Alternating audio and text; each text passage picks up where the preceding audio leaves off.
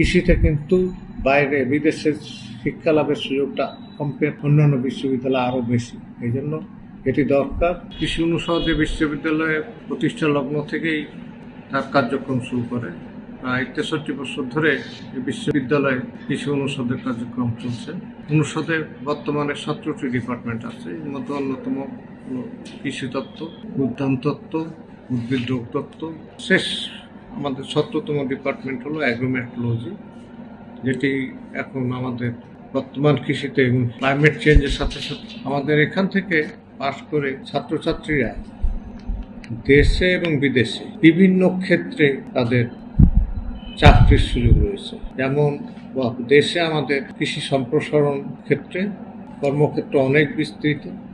আমাদের শিক্ষা, গবেষণা এবং সম্প্রসারণ বাদ দিয়েও যে কোনো আমাদের যে 26টা ক্যাডার আছে বাংলাদেশ সরকারের, 2-1টা বাদ দিয়ে যেরকম স্বাস্থ্য খাত ক্যাডার অথবা ইঞ্জিনিয়ারিং ক্যাডার বাদ দিয়ে প্রায় সবগুলা ক্যাডারেই আমাদের ছাত্ররা প্রতিযোগিতা করে এবং সাফল্যের সাথে সেখানে উত্তীর্ণ হয়ে চাকরিতে হবে। আমাদের অনেক ছাত্রছাত্রী প্রশাসন ক্ষেত্রে সচিব, সিনিয়র সচিব পর্যন্ত হয়েছে। পুলিশের ক্ষেত্রে সর্বোচ্চ আমি জানি অ্যাডিশনাল ইন্সপেক্টর জেনারেল পর্যন্ত হয়েছে। বর্তমানে কেউ এখানে অবস্থায় কর্মরত আছে। আমাদের অনেকগুলো সচিবের এখনও কর্মক্ষেত্র অ্যাক্টিভ আছে এবং আমাদের ন্যাশনাল বোর্ড অফ রেভিনিউ সহ বিভিন্ন জায়গায় আমাদের ছাত্র আছে।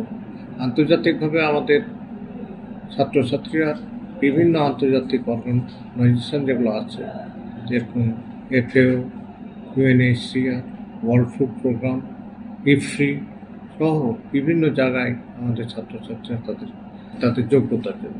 এই জন্য আমি ছাত্রছাত্রীদের বলবো যে ডিগ্রির সাথে সাথে তারা যদি নলেজেবল হয় তাহলে চাকরি তাদেরকে ডেকে নেবে, তাদেরকে চাকরি খুঁজতে হবে না, চাকরি তাদেরকে খুঁজে নেবে।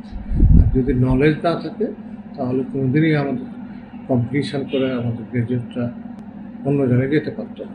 কিন্তু আমি মনে করি আমাদের এখানে কোয়ালিটি ছাত্র ভর্তি হয় এবং তাদের ভেরি নলেজেবল তারা।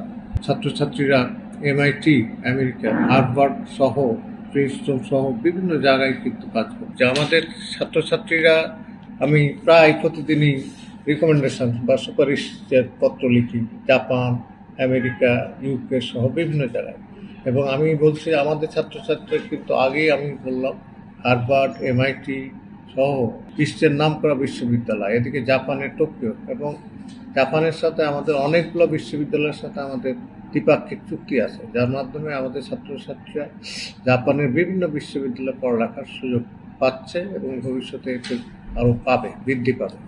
এছাড়াও আমি আগে বলছি যে ইউরোপের বিভিন্ন দেশে আমাদের ছেলেমেয়েরা আমেরিকার বিভিন্ন ইউনিভার্সিটিতে, ইউরোপের বিভিন্ন ইউনিভার্সিটিতে তাদের কম্পিটিশনের প্রতিযোগিতামূলক পরীক্ষায় অবতীর্ণ হয়ে কিন্তু তারা বিভিন্ন ধরনের স্কলারশিপ পেয়ে থাকে। এটির জন্য আমি আগেই বললাম যে এটির জন্য প্রিপারেশন নিতে হবে। আমেরিকায় যেতে হলে অবশ্যই GRE, SAT এবং আমাদের টোফেল এবং অন্যান্য জায়গায় এখন IELTS।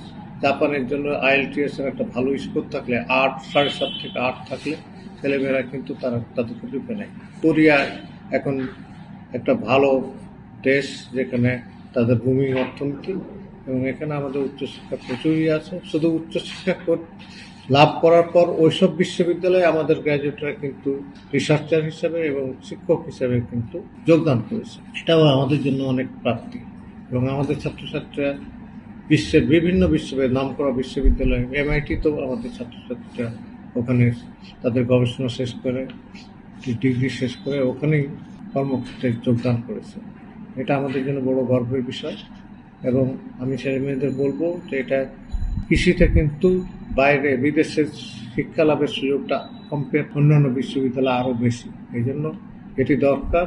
ইংলিশে একটু স্মার্ট হতে হবে, ইংলিশের নলেজটাকে বাড়াইতে হবে এবং সাবজেক্ট বিষয়ভিত্তিক নলেজ দুটাকে যদি আমরা বাড়াইতে পারি, আমাদের ছাত্রছাত্রীরা ঠিকভাবে যদি পড়ালেখা করে নলেজ বাড়াতে পারে, তাহলে অবভিয়াসলি অতীতের মতো ভবিষ্যতেও তারা ওই সব বিশ্ববিদ্যালয়, নামকরা বিশ্ববিদ্যালয়, পৃথিবীর বিভিন্ন বিশ্ববিদ্যালয় এবং নর্ডিক কান্ট্রিতেও আমি রিসেন্টলি দেখে এসেছি আমাদের ছাত্রছাত্রীরা সুনামের সাথে তাদের উচ্চশিক্ষা সম্পূর্ণ করে ওখানেই কাজে যোগদান করছে। জীবনের সাথে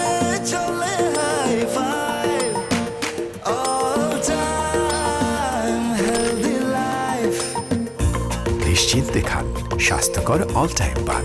অল টাইম হেলদি লাইফ।